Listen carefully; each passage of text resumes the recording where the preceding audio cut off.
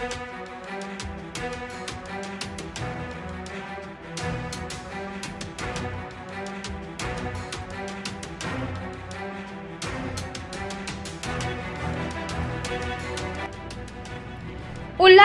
Camp क्रमांक 5 मधील तानाजी नगर परिसरात मध्यरात्री 3:30च्या सुमारास मोठी घटना घडली।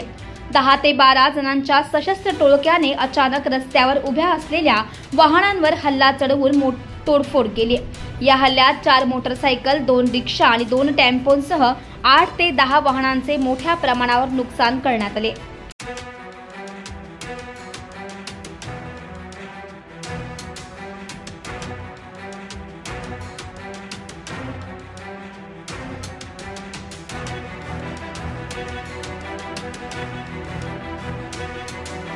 वाहनांच्या काचा फोडण्यात आल्या तर पेट्रोल टाक्यांनाही लक्ष्य करण्यात आले। या तोडफोडीमुळे परिसरात भीतीचे आणि दहशतीचे वातावरण पसरले आहे। घटनेची माहिती स्थानिक राष्ट्रवादी काँग्रेस पदाधिकारी विपुल मयेकर यांनी तातडीने हिल लाईन पोलिसांना दिली। पोलिसांनी घटनास्थळी धाव घेऊन पुढील तपास सुरू केलाय।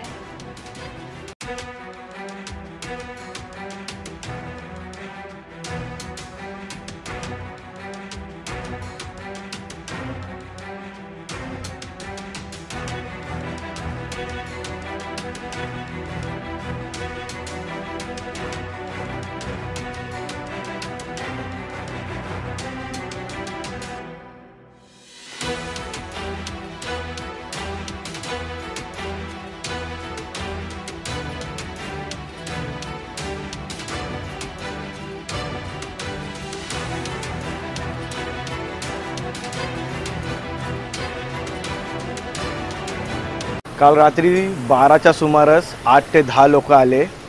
त्यांच्या हातात तलवारी, कोयते होते। त्यांना तेव्हा ते पळून गेले या टायमाला। आणि 3:30 वाजता जे आले त्या लोकांनी परत येऊन 3 ते 4 टेम्पो, 1 रिक्षा, 8 ते 9 बाईक तोडले, टाक्या फोडल्या, त्या पुन्हा काची फोडले आणि दहशतीचं वातावरण निर्माण केलं।